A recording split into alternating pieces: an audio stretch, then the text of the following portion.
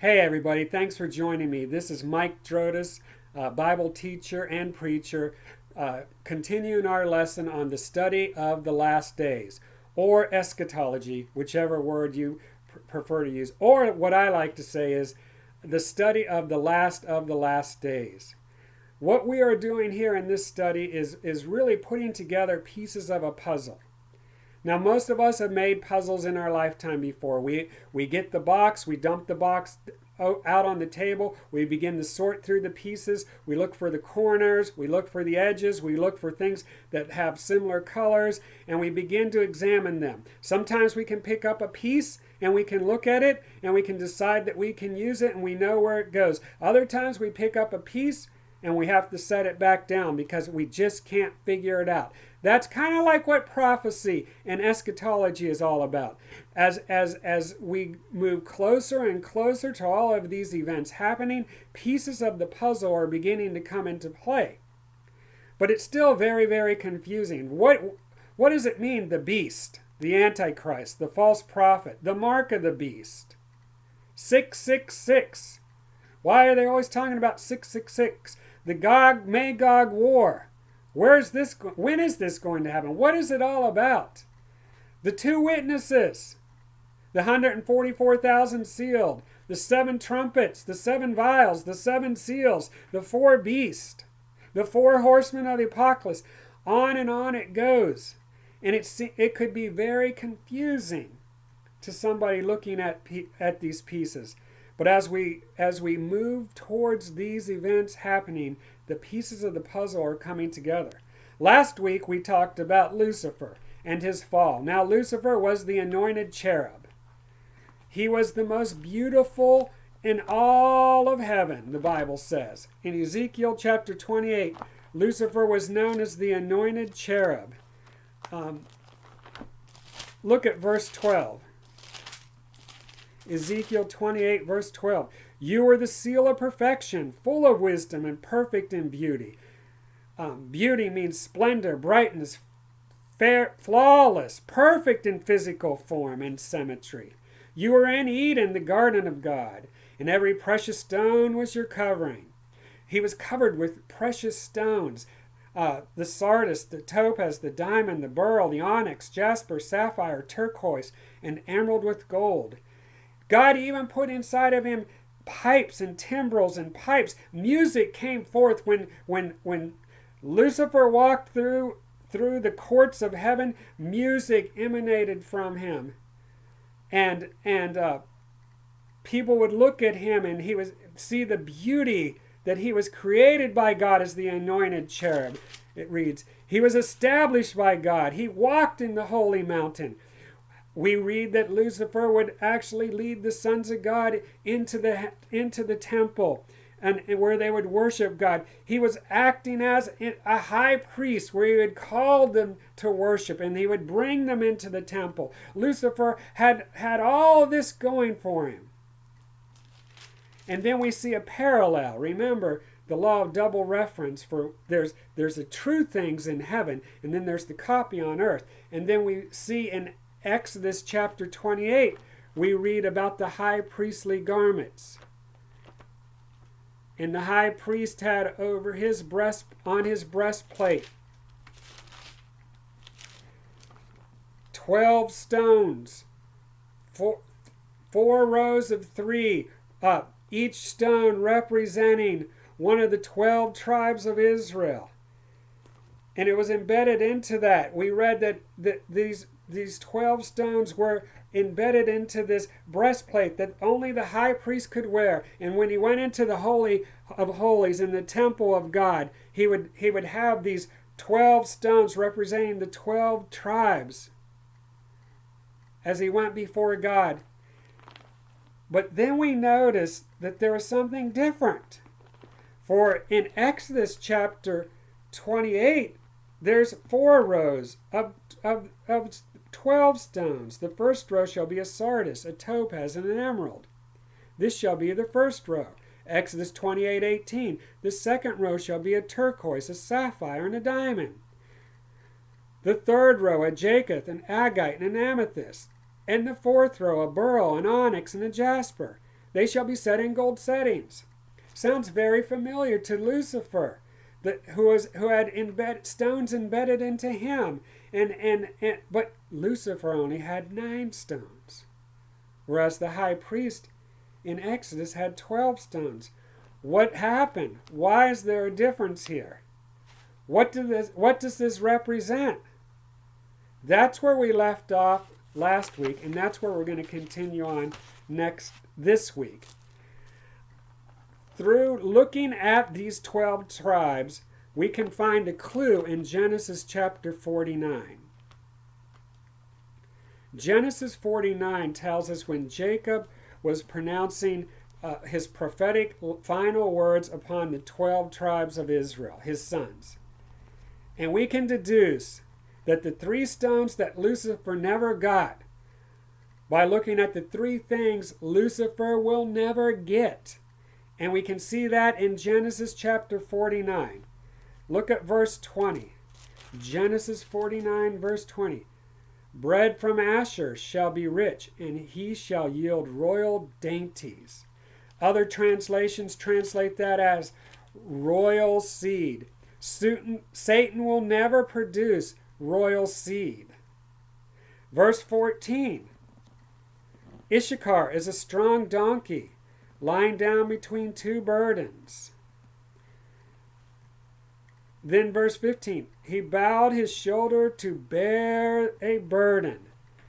Satan will never, ever bear our burdens. That's reserved for Jesus alone. And the third thing that Satan will never get is found in verse 19. Gad, a troop shall triumph upon him, and he shall triumph at last. Let me tell you something. We might not be able to figure out all the pieces of the puzzle, but one thing I can tell you, that God wins and Satan loses in the end. Satan will never triumph. He will never have that. Oh, how the mighty have fallen. These 3 stones were Satan never got a hold of. Dake's annotated study Bible says that this is the 3rd row of stones. But oh, how the mighty have fallen. Here we have Lucifer, who in eternity past was the most beautiful creature of all in heaven. He operated as a high priestly ministry, leading the sons of God to the temple to worship God. And he was the anointed cherub. He had total access to God. He would walk amidst the fiery stones. And that's another thing that I want to talk to you about. For therein lies another part of the mystery as to what Lucifer's role was in heaven and what happened when he fell. It says in Ezekiel that he walked among the fiery stones. What does that mean? We can find a clue of that in Revelation chapter 21. Revelation chapter 21, verses 10 through 21 talk about the New Jerusalem. Remember the law of double reference. There's a city on earth called Jerusalem, but there is a heavenly Jerusalem, and it is the city of God. And in this city, if we had time, we could read about how the streets are made out of gold, how the gates are made out of one pearl, and how there are foundations of this city. And in verse 19, I want to look specifically at the foundations of the wall of the city, for they were adorned with all kinds of precious stones. The first foundation was jasper, the second sapphire, the third caldonia, the fourth emerald, the fifth sardonyx, the sixth sardis, the seventh chrysolite, the eighth beryl, the ninth topaz, the 10th chrysoprase, the 11th jacinth, and the 12th amethyst. Here we have the walls are built upon a foundation of 12 stones, and this is where we see that Lucifer had a very incredible assignment. He was actually involved in working with the master builder, Jesus Christ, in the foundation, laying the foundation of this wall of the holy city. And as the master builder Jesus would direct Lucifer, he would send Lucifer to walk amongst the fiery stones. Where are the fiery stones? I don't know. They could have been on another planet. They could have been in another dimension. I'm not sure where they were, but Lucifer would go and he'd walk amongst the fiery stones, and he would come back and he would lay the first foundation. And when he laid the first foundation, he would be covered in this stone. And found layer upon layer upon layer. But then we notice something, that after the 9th layer, iniquity was found in Lucifer, and he never completed his ministry. That's why Lucifer only had 9 stones. He never completed his final assignment. And I believe that that's why Satan goes after people so hard today. When a man or woman of God have a call of God in their life, and Satan does everything in his power to stop them, he wants to stop them because he failed in his assignment. And he wants to prove to God that nobody can complete an assignment. But that's not true. And we are overcomers by the blood of the Lamb and the word of our testimony. Oh, how the mighty have fallen. Lucifer had it all. In eternity past, he had his ministry where he would walk amongst the fiery stones. He had his assignment where he was to help the master builder lay the foundation of the walls of the great city, New Jerusalem. He acted as a high priest where he'd lead the sons of God, or the angels, as we read in Job, the sons of God, where they would sing, and he had timbrels and harps, and he was covered in these stones. He had everything that you could possibly want. He had it all, but still iniquity was found in him. And in Isaiah chapter 14, we read another prophet. And once again, Isaiah chapter 14, he's prophesying against the king of Babylon. But just as Ezekiel was prophesying against the king of Tyre, it then begins to switch to something that either happened in eternity past, eternity future, the millennial, the second coming of Christ. And this is talking about the fall of Lucifer. In Isaiah chapter 14, verse 12. How you have fallen from heaven, O Lucifer, son of the morning. How you are cut down to the ground. You who weaken the nations, for you said in your heart, I will ascend into heaven. I will exalt my throne above the stars of God. I will also sit on the mount of the congregation, on the farthest sides of the north. I will ascend above the heights of the clouds. I will be like the Most High. Yet you shall be brought down to Sheol, to the lower depths of the pit. Those who see you will gaze at you and consider you, saying, is this the man who made the earth tremble, who shook the kingdoms, who made the world as a wilderness? Lucifer fell in eternity past, sometime between Genesis 1 and Genesis 3. Lucifer fell. Jesus said, I saw Satan fall like lightning when iniquity was found in him. After he was completed the 9th layer of the foundation of the walls, iniquity was found in him, and he was cast out of heaven along with 1/3 of the angels. And he fell to the earth. And then God turned his attention to the earth. And in Genesis 1:3, he began to create.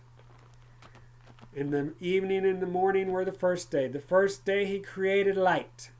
And then he created animals, and he created birds, and he created trees, and he created plants. And each day these things were happening, and Satan and his fallen angels were watching. Enoch calls them the watchers. They were watching. They were watching as God created time. Time had never existed before God created it for this earth. And these watchers watched as God created things. On the first day, light. On the second day, he created he divided the waters, and then he created animals. But then on the sixth day, God did something so remarkable that Satan and the watchers could not even understand it. God came down to the earth, and he scooped out of the clay, and he began to mold and make this man, this image of this. He looked like God. And he created him bone and skin and muscle and blood. And then God held the man up, and he breathed his spirit. And part of God went into this clay figure, this clay thing, and the glory of God came upon this man. And he became like God. Satan was shocked. How could God do such a thing? He created something that was higher than the angels. And this man, this Adam, was clothed in the glory of God. He wasn't like the pictures that we see sometimes in our children's Bible stories where Adam was walking around naked. He was clothed with the glory of God. He was a light being. He walked around the garden, and Satan saw this, and he watched this, and then out of Adam God created Eve, and this couple was placed in the garden where Adam had an assignment to name the animals and to take care of the garden. But one day Satan tempted Eve, for God had told Adam and Eve, you can eat of any tree in the garden, but do not eat of the tree of the knowledge of good and evil, for if you do, you shall surely die. Satan heard those words, and so he came up with a plan, and he got the help of the serpent, and one day he went to Eve, and he tempted Eve, and he told Eve that it was good to eat, and Eve fell for it, and then she gave some of the fruit to her husband, Adam, and he ate it. And Satan caused Adam to sin, and Adam did die that day. He died spiritually. And the Bible says that then they were naked in the garden. In other words, the glory of God had left them. The light had left them. And they were now just clay figures in skin. The glory had left them. And they were naked, and they were separated from God. And God came down to the garden, and he asked Adam, he said, what happened to you? And then we hear how the blame game started.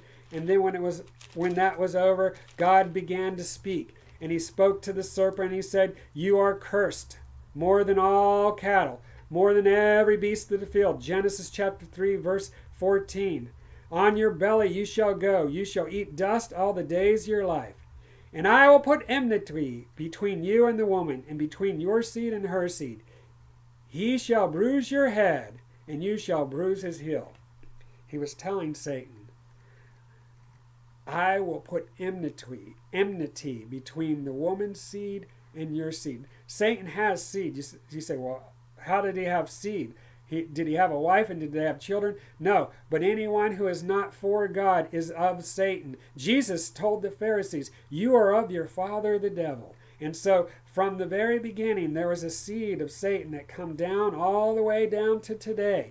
And there's a seed of God, and the sons and the children of God are at enmity with Satan. And then to the woman he said, you shall be greatly multiply sorrow and your conception, and pain you shall bring forth children.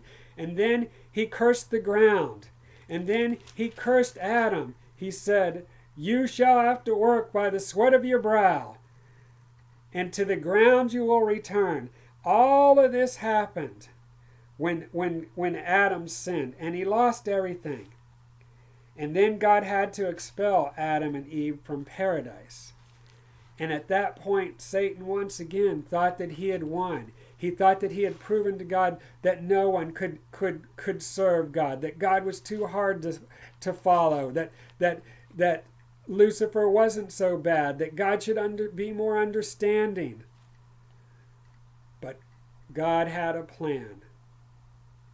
And thus we begin our tread for 6,000 years towards the history of how there is division between God and Lucifer, and how it culminates at the end of days, which we are living in and which we are witnessing right now. Stay with us for next week when we continue on our search for the truth as we study the last days. God bless you. Keep watching.